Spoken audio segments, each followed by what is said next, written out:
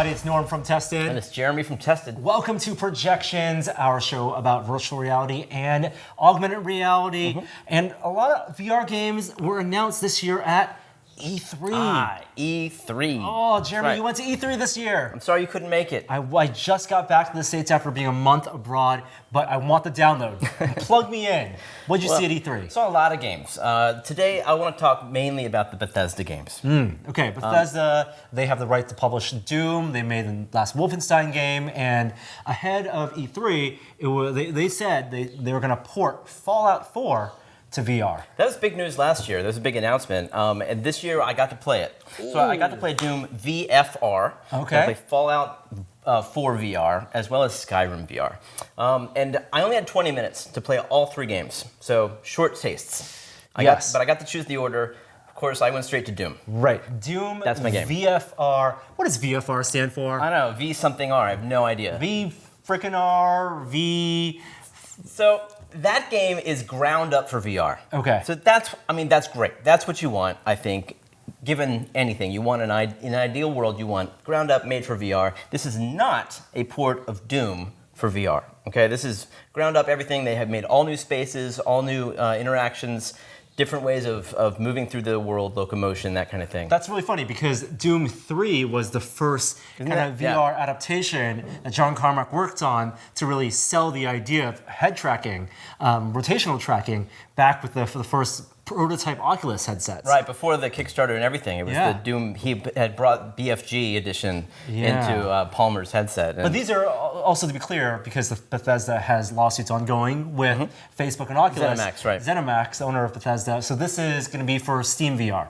That's right. It's an Everything's for Vive. HTC, and I actually have an email out to them to confirm that it will be Oculus compatible as well. We both know that anything that you make for Steam VR is inherently compatible with the Oculus. In order to lock that out, you have to actually put engineering hours into it to turn that off. Right. And I did meet a developer on another game that is doing that. Oh, so intentionally, just because they want to custom make it for HTC, make the controls exactly right, and then they're going to bring the Oculus support later. I'm hoping that's not the case with the Bethesda stuff. Right. So fingers crossed on that. I'm still waiting to hear back. Okay. But let me tell you about Doom. Yeah, Doom VFR. So Doom has two different locomotion techniques. One is teleportation. And you do that by taking the wand in your left hand, I believe, you press the center of the touchpad. That puts an arc out where you have a node that you can place wherever you like. It actually, and the world goes into bullet time when you press that down. The moment you press it down, it's single player, world slows down, monsters are slowly moving towards you, and then you can position yourself. It's kind of like Bullet Train a little bit, right? Robo Recall. A bit. So you release that, you'll go directly to where that is. You don't blink. You do sort of swoosh through the world to get to that point. Okay. And it works really well. It is teleportation. A lot of people are sort of against this. You know, I say Robo Recall sort of proved that it can be done well. So in fast-paced shooter environment. I'm happy to play any game if it even has teleportation. Give it to me, and I will see how it feels. But the other way you can move through the world is by strafing. So if you take your pad and you tap in any direction, not the center, you will strafe in that direction. And you move in real time. I assume it's smoother. You have no motion animation. No, right. And it's bobbling. And you don't accelerate and decelerate. It's more of just like an instant to high speed and then instant stop. I think that's crucial to reducing the motion sickness. Yeah.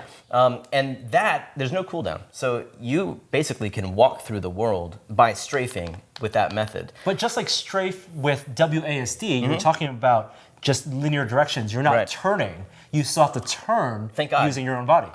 Nobody should ever allow you to turn your body with a controller button. So yeah, no, it's still full 360. Perhaps that's a reason why they're happy on the Vive. And so you are spinning around and you're strafing relative to your current position, where your head is facing. And it works very well. I mean, it is kinetic. It is fast-paced. And the monsters do not respect your personal space. Like, they are running right at you. So you're trying to circle strafe, back up constantly. Circle strafe. That's weird. I'm trying to think about how I circle strafe. You're holding this, pressing left, for example, and then turning physically it's different. To shoot like that. Like that. Yeah. And you get the glory kills still. In Doom, if you shoot a monster enough times, they start to glow blue, and they sort of stay there for a minute.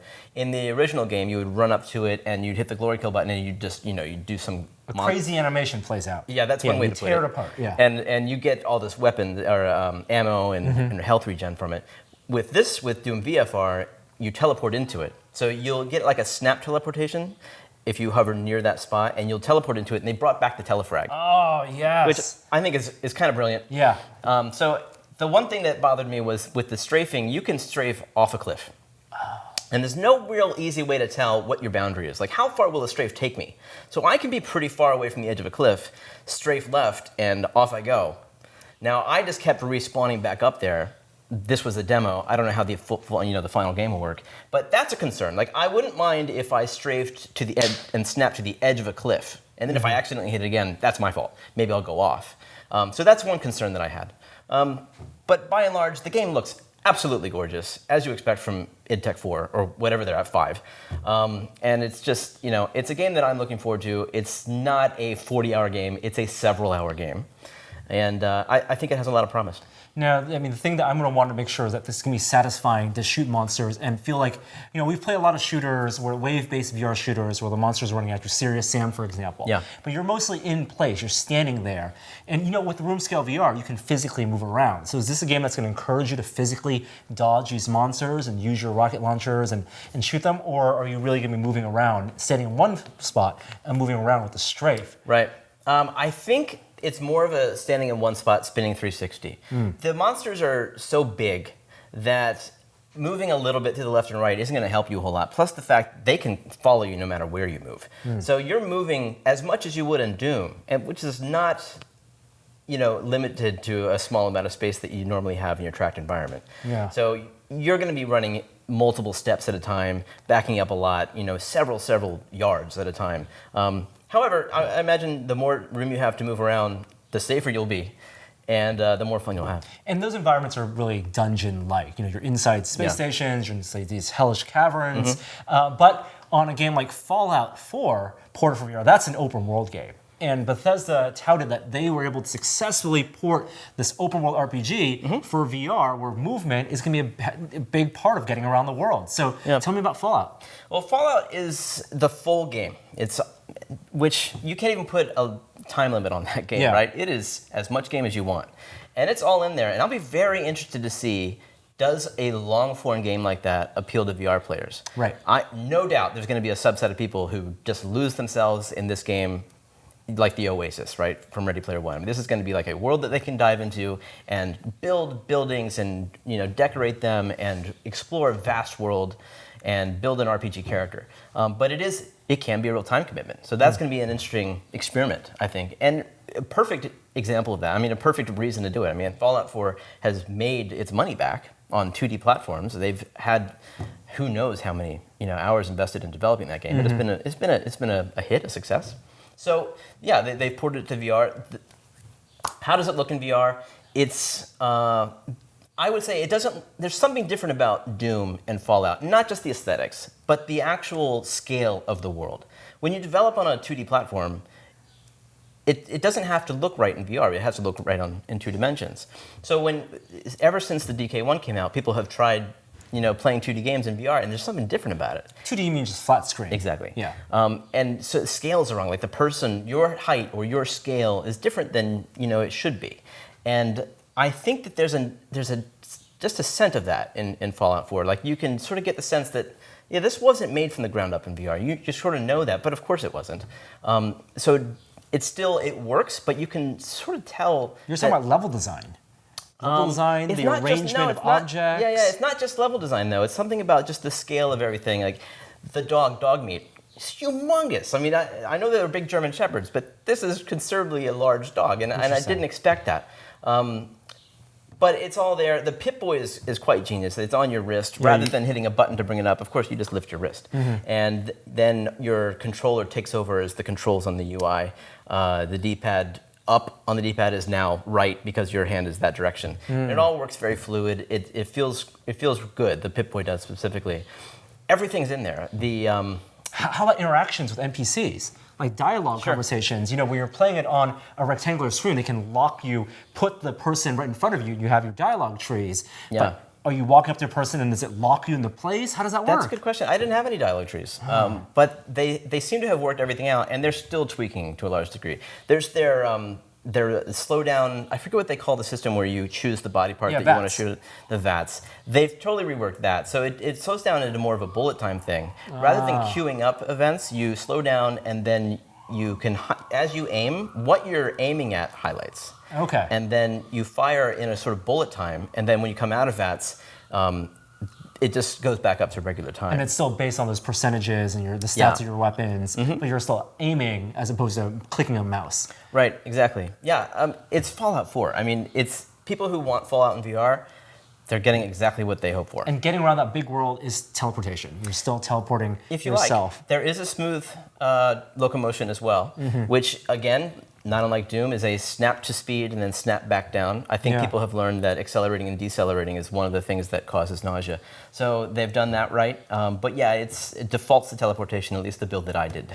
I mean, the Bethesda style open world RPGs kind of have your vast expanses where people can walk around in the wasteland, find your vaults, just explore, where you're going to need teleportation. I don't necessarily, without the actual locomotion system to actually walk around that world, you're going to need ways to get around there faster. But there are also these indoor environments, whether inside a house, a bar, you're meeting in some facility, where I hope that's scaled properly, because those are the real interesting places I can find myself buried in, to go through those dialogue trees, talk to everyone, explore objects. I like that kind of small area environment more. Right. Well, another game with small area environments is Skyrim. So that's the other game that was announced from Bethesda. That's coming to PSVR first. Interesting. It will come to PC next year. All right. But it is a PSVR exclusive for this fall, and it's a ton of fun as well. I mean, you have, at least the build that I had a weapon in my left hand, melee weapon like a sword, then I had spells in my right hand, and I could spray out this fire, and I could slash at enemies. It's a nice mix of both of those things. The frame rate was rock solid, whereas actually with Fallout, they're still tweaking that. There were some drops. Skyrim, no problem at all. It was absolutely smooth. There was a rendering issue with Skyrim that I haven't seen anyone else mention, and I've checked because it really jumped out at me. And I talked to the developer about it, and he seemed to kind of, he didn't give me any feedback about it. He just took my feedback. But it was odd because anything in my near vicinity looked fine. But as things go into the distance, whether it be 20 feet and beyond, things started to compress almost in Z space. Interesting. And in fact, the backgrounds with the mountains and buildings that were far off, they almost looked like a two-dimensional backdrop. Like forced perspective. Sort of, yeah. But they weren't 2D. That was the strange thing. It's like it wasn't that they had rendered the background in 2 dimensions in order to save RAM. I mean, this was literally some sort of different way of rendering the environment. And it struck me as possibly one of these issues that when you take a 2D game and you port it to VR, you have problems like this. Yeah. And the effect is that if you see a doorway in the distance, if you're in a dungeon or a cavern, you can't tell if you can fit through it or not. It looks like a mouse hole. Huh. And so as you walk through the dungeons and the hallways, the things in the distance, they get bigger and bigger. Of course, yeah. Not just in the way that you would sort of expect them to, in a way that almost feels like it's changing actual size. Oh, and until it gets around you, and once things are in your near vicinity, then you can actually tell. Then you can say, oh, yes, I can fit through there. That is a human door, not a mouse door. And I'll be curious to see if they fix that, because for me, that was kind of jarring. I didn't like that. It was very different from the environments that I'm used to in VR. That's really interesting. Well, those are the big 3 games that Bethesda announced. We have some gameplay video as well. 20 minutes, not enough time to play those games. My goodness. I mean, I'll be surprised if people, like I say, it's a very interesting experiment to have long-form games in VR, and I'll be curious to see what people think of Fallout and Skyrim. Fallout 4, Skyrim coming to the Vive and PSVR, respectively, later this year. No release date for Doom VFR. No word on what VFR even stands for. Post in the comments. We'd love to know what you think VFR stands for. I go across the neutral zone. That is like on page 1. Our ship is really jacked up. There's giant holes in the front and stuff. How did that happen? What hit us? I don't even understand. Are you going to need warp power? Yeah, I want that wide-ass sweep. We only have 369 people to save. Energizing. Oh, that's bad. It's almost like there's no way to win this. A lot of confidence in this crew. Are you aware that our hull is at 52%? Hey, look, there's a guy over there! I kind of want to just turn the ship off. I can do that, you know. Captain, a suggestion? Can we fire torpedoes at that bird of prey that's killing us? What do you want to do? Kill the bad guys? Kill the bad guys, and then let's raise more civilians. Energize. You better hit that warp in 10 seconds. Excuse me? Isn't this Star Trek? Isn't there The fraternization all the happens time? everywhere but the bridge. Why is this getting so personal so quickly? All right, Jeremy, we got time for one more game that you played at E3. Another shooter. This one is called Gunheart. A shooter. It is a shooter by some people with some serious pedigree in the industry. These are people from Epic. They worked on Gears of War. People who worked on Halo. People who were at Microsoft. One of the guys actually worked on HoloLens. And some people who came from Oculus. I mean, these are people with some real credibility. Small team, 11 people, and they've gotten together and they want to make a shooter, and it's going to be based on a co-op experience. Well, you chatted with one of the developers about the game as you got your demo, so let's take a look at that. Hey, it's Jeremy from E3 2017 again, and I just had the privilege of playing Gunheart. And I'm here with one of the developers, Ray Davis from Drifter. Ray, tell me about Gunheart.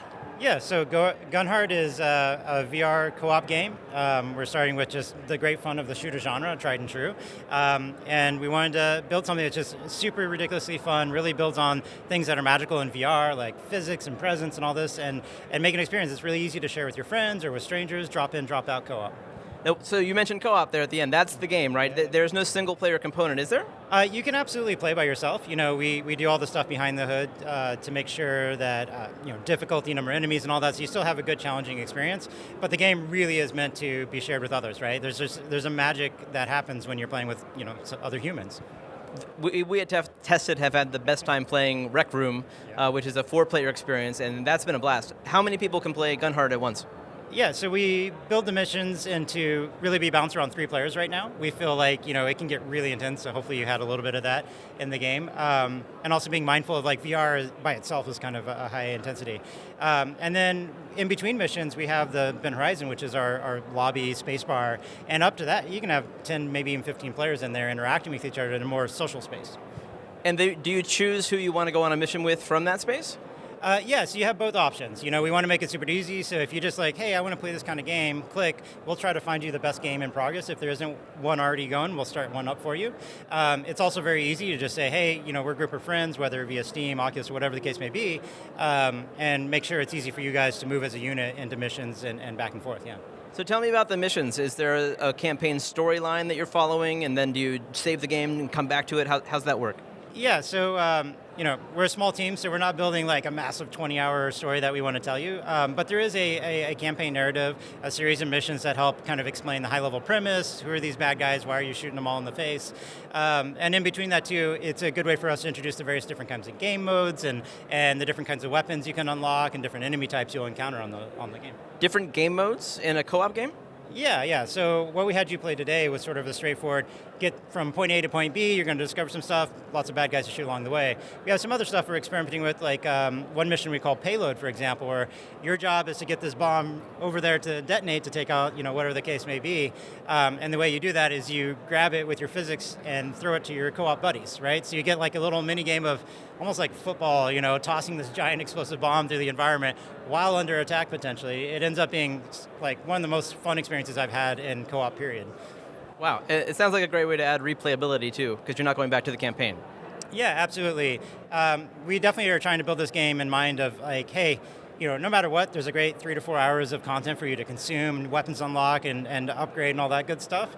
And then, for people, being a multiplayer game, playing with your friends, we want to make sure if you want to keep playing this game, we have the ability to remix missions and add new challenges. And over time, even post-launch, we can very easily add new content and keep expanding that experience for people.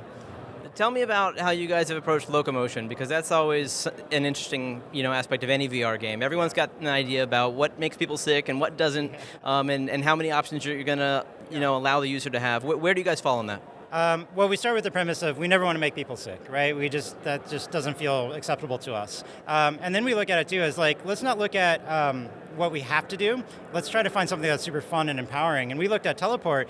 not as a handicap, but really it's a superpower, right? And the idea is like, well, if you really embrace it, like put VR aside for a second, if you're making a game where the characters can teleport, there's all kinds of fun things that you start to unlock with that, right? The environments, the depth, the height and Z play that you get out of that becomes really interesting.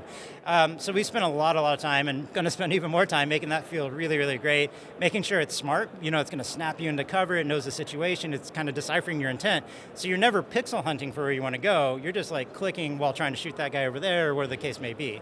That being said, also very open to, nobody's figured out the grand solution to all things. If some people prefer like a strafe style locomotion, we support that as well. Offhand you can strafe. And we also love seated play. As a gamer, I can sometimes be lazy at the end of a long day. The ability to have the full Gunheart experience playing with others while still sitting in my chair, thanks to rotation, whether it's a teleport with rotate or rotate in place, it feels really, really satisfying, very comfortable. Is it tough to balance the gameplay when you're dealing with different locomotion techniques? I would imagine that a teleportation gets me from here to there a lot faster than a strafe does. Actually, when you try to balance a game around teleport, period, that becomes really challenging. Like, if players can instantly teleport out of danger, how do you create AI that can compensate for that, but still feel fair, right? And still open the door for players to become masters of that system. And so it's been a real challenge, and very early on too, we learned that you need very over-the-top feedback, otherwise it's super easy to lose where your teammates are in the environment and all that. When it comes to seated versus strafe or whatever the case may be, we try to make all that stuff invisible when you're actually in the experience, right? So unless I actually tell you that I'm sitting down right now, haha, you wouldn't know because in the game I just look the same as you, right? And we account for it with IK and all that other good stuff. Cool. Well, the game looks really good. You guys are veterans of the industry. Where do some of you guys on the team come from? I think there's 11 people on your team. Yeah. What games have you guys worked on in the past? Combined, my background was Epic Games, Gears of War. That's where I learned love of co-op and how much fun that can be. One of my co-founders, Kenneth Scott, he was at id Software and also 343, rebooting the Halo franchise. Again, another great co-op friendly game.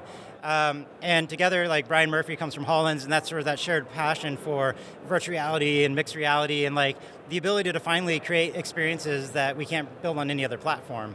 And as we've been building out the team, we've been very lucky to find some really talented individuals from the entire spectrum, some from people who've been making games like ourselves and others who are just kind of new to the experience, but share our passion for VR. Well, as I said, the game looks really good. The graphics are great, and the feel is there. I'm excited to play more of it, especially with co-op games. Thank you for making a co-op game, because as great as multiplayer games of all kinds are, co-op for me is where I get the most enjoyment from.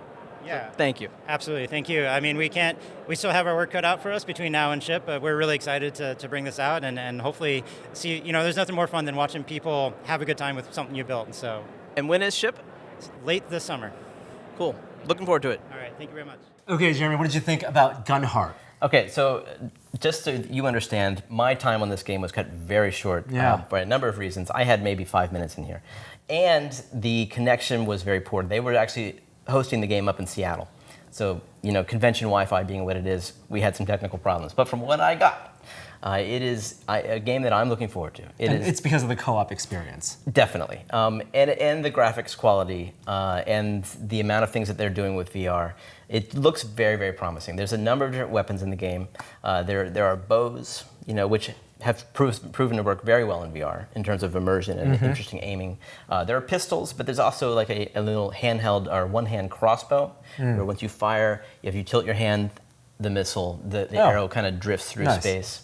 It is teleportation based, but like we talked about at the top of the show, I feel like Robo Recall, gave that its day, and it can be done well. These are guys who worked on, one of these guys at least, worked on the Bullet Train demo, which led to Robo Recall.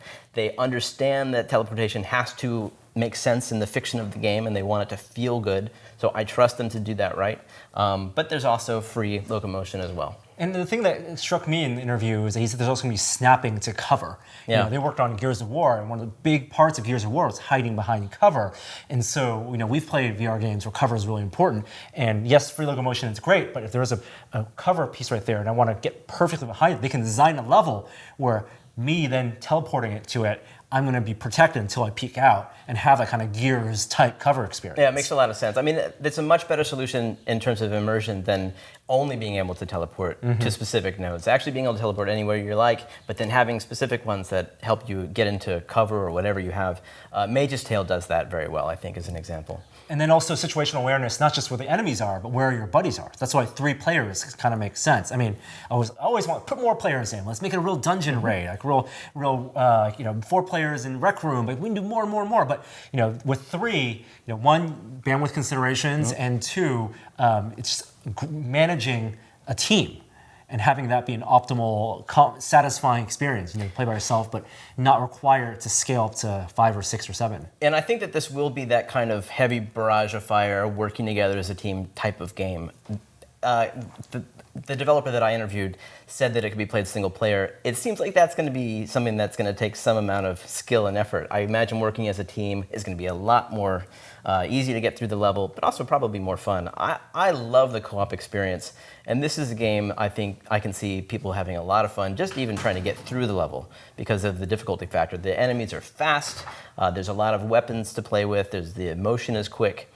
So this is going to be one to keep your eye on. Awesome. And it comes out later this summer. That's so cool to see a game announced, displayed at E3. Have it come later this summer. We have more games that you played at E3 we'll be talking about in future episodes. But thanks for giving me a bit of a download of your time there. I really wish I was able to join. But we'll be back next week with another episode. More stuff. Let us know what you're playing in VR, what things you saw at E3, and what you think Doom VFR stands for. But Jerry and I will see you next time.